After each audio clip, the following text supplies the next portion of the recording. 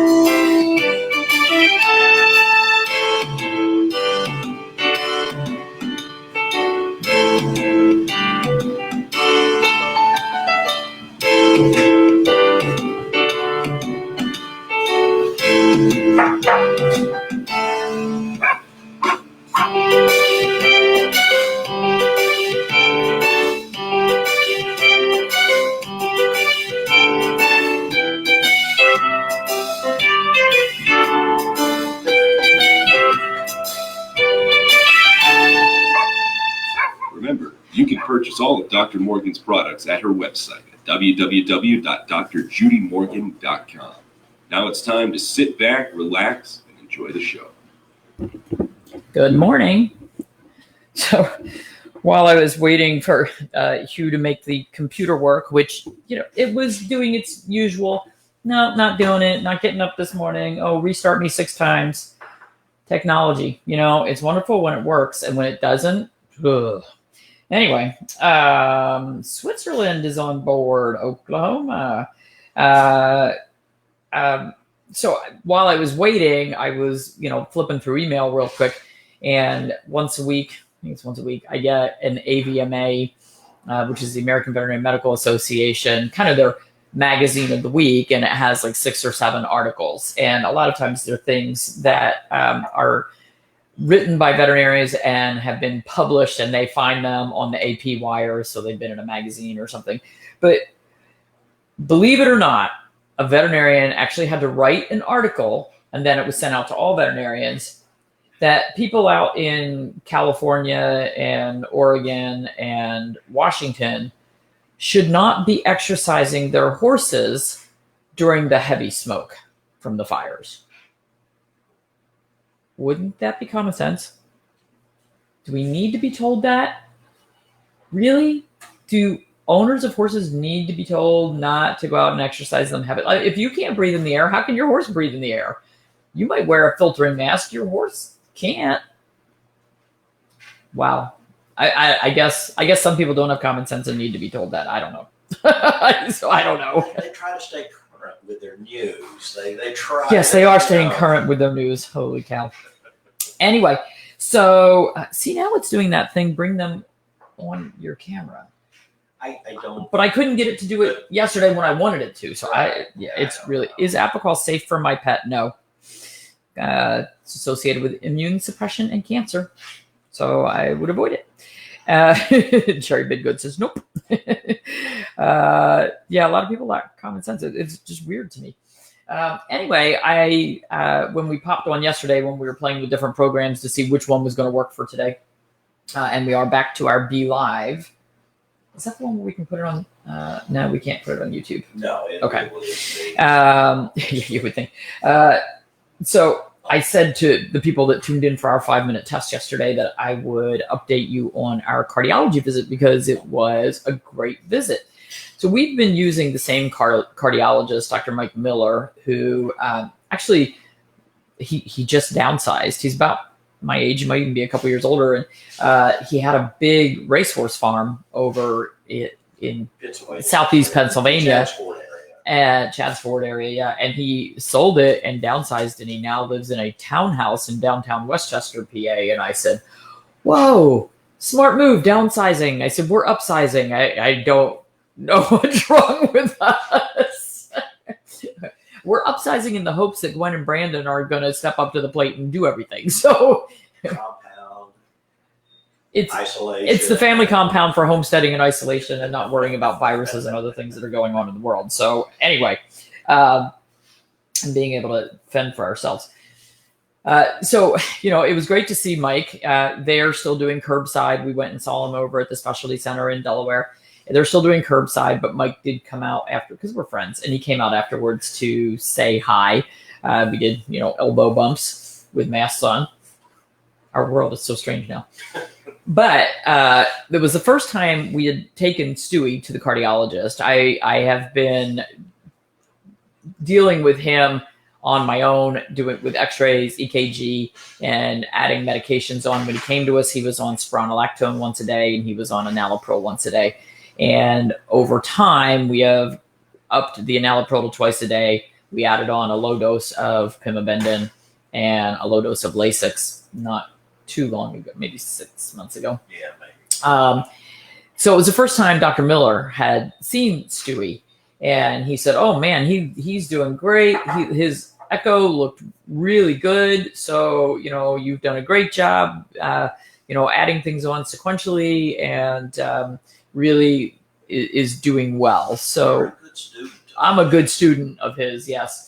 All these years, And Cavaliers. and Cavaliers, and our guys get a high meat diet, and tons of supplements in their food. So Shayna is our bigger problem child. She's now 14 and a half years old, and she's been on cardiac meds at least 5 years. And I didn't realize it's been a year and a half since she was last seen at the car. You know how those things just kind of get away from you? And we were going to take them, and then the pandemic happened. So there was, we lost 6 months there. But he gave her a glowing report. He said her heart is much stronger than it was when he saw her a year and a half ago. Her pulmonary hypertension is basically not there. It's totally under control. We did add sildenafil to her at no, it was before that. It was at least 2 visits before that. So she's been on the sildenafil for 2.5 to 3 years. And at the visit back in 2000, the end of 2018, when we saw him a year and a half ago, or early 19, whatever it was, at that point, he said that it was so bad that we should increase her vetmedin and sildenafil to 3 times a day. And Hugh and I tried that. Now, even though Hugh basically works from home and my parents are here all the time, and my dad was still with us then, so my mom was very busy, getting that 3rd dose of medications in is really tough, because you're not just giving them medication twice a day when you feed them. You're giving medications in the morning, maybe when you feed them, but then it's got to be mid-afternoon. It can't wait for their evening meal, because you've got to give your 3rd dose at like 11 o'clock at night. And Hugh and I don't stay up that late, so that's almost impossible. So to get them 8 hours apart wasn't going to work for us unless we started setting alarms, which my mom did for my dad. She's a better person than I am. Hey, once you get to sleep, we need to discuss. Yeah, if I set an alarm to wake up, I'm up. This morning I woke up at 1:30. So we tried it, and we just couldn't get it to work consistently. So we just went back to twice a day on her meds, thinking, okay, well, it's got to work with your lifestyle. You got to be able to remember it, whatever. But I did increase our supplements. I increased our guys' CoQ10 to 200 milligrams twice a day. And we added CBD in, and we added a little bit of vitamin D supplement, a couple drops of vitamin D, because most cardiac dogs are low in vitamin D.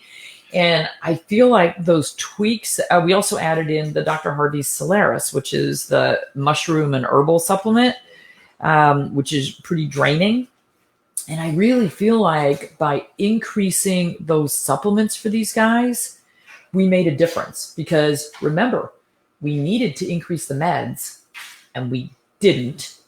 We increased the supplements, and she got a glowing report. The best news of all with that is that he had told us before that there was no way this dog could, 3 years ago, he said no dental for this dog. And he said that at every visit. And yesterday I said, or Wednesday, I said, Mike, can I get this dog under for a dental? She's got rotten, painful teeth in there. She wants to bite me if I try to look at them. We got to do something. And he said, yes, you have permission to do the dental. Here's the bad news. I called the dental specialty center, and I said, look, I've got this dog with cardiac problems. I really want a board certified anesthesiologist on board for this dental, along with the board certified dentist. And, the dentist is going to have an easy job. He's just going to pull most of her teeth. I'm on board with that because that's what needs to happen. And I know it needs to happen. So the anesthesiologist is actually a little more important than the dentist right now. Well, their anesthesiologist, her last day in the practice is next Thursday, and they're completely booked until then. And I went, oh, that's awful. I said, do you have another one coming on board? And they said, well, we have an offer out to one, so hopefully. So now I've got to wait for an anesthesiologist to come back on board. There is another dental specialty up in Central Jersey, so we may end up calling them. I really like the team we worked with for my mom's dog. I like the dentist a lot, so we may hold up a little bit. Any benefit of ubiquinol over CoQ10? So ubiquinol and CoQ10 are basically the same thing, but they just enter the ATP cycle. Remember that from high school? They enter it at different points in the cycle, so they'll both get utilized. So it doesn't really matter. And frankly, we're using the Vitacost brand generic of the 200 milligram CoQ10. I'm not jumping through hoops to get some star-spangled, expensive, special CoQ10. If I added up what we spend on our dogs' supplements between CoQ10, high-quality CBD, Solaris, fish oil. The omega-3 fish oil is very important for these dogs. They have to have high levels of omega-3s. If I add it up, it's a lot, along with their medications. I mean, we're spending a lot every month. But we've got a 14-and-a-half-year-old dog who's had heart disease for 5 years, whose heart actually got better instead of worse. It's possible. It is possible. It's not always doom and gloom. And, my cardiologist knows better than to say to me, this dog has 6 months. He knows not to do that with me. And with my clients, when I send them to him, he says, this is what you need to do medically, and then go back and talk to Dr. Morgan about what the heck she does for these dogs. Like, go do whatever she says for these guys. Even with Pookie, she was on cardiac meds she was in stage C for 7 years. It's a long time. So don't go with gloom and doom. Not all dogs will do that well. Some of them will go into congestive heart failure. Our Abby went into congestive heart failure at the groomer. And she was on the same regimen as everybody else? Well, but it was a few years ago. So we hadn't upped our game as much with Abby. Good point. We had not upped our game as much with her. So, Well, that Pookie was something completely unrelated with the heart. Yes, and Pookie did not succumb to heart problems. Her heart was still hanging on there. How old Charlie was. Charlie was almost 19. He was 2 weeks shy of 19 when he died, and he had heart disease as well. So don't count him out, guys. I'm a big believer in never say never. So, okay. I think we need some music. Yes, CoQ10 amounts do vary dog to dog. A bigger breed, so Michelle says she's giving 400 milligrams twice a day and doesn't have a heart problem, but it's a great antioxidant for allergies and other things. We used to give my dad 1,200 milligrams twice a day. Depends what you're using it for. Oh, I'm sorry to hear that, Judy, about your Lily. I know Carol Chimp just lost her try.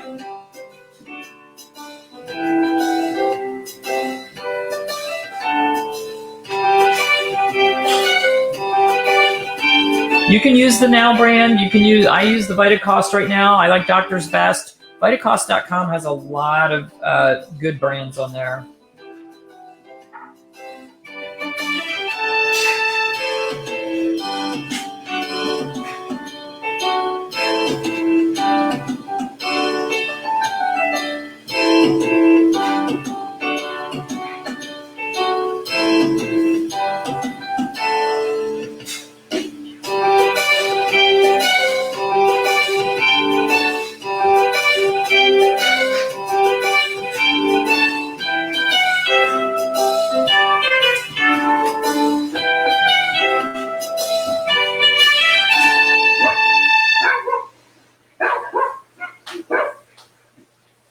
See you at 11:30.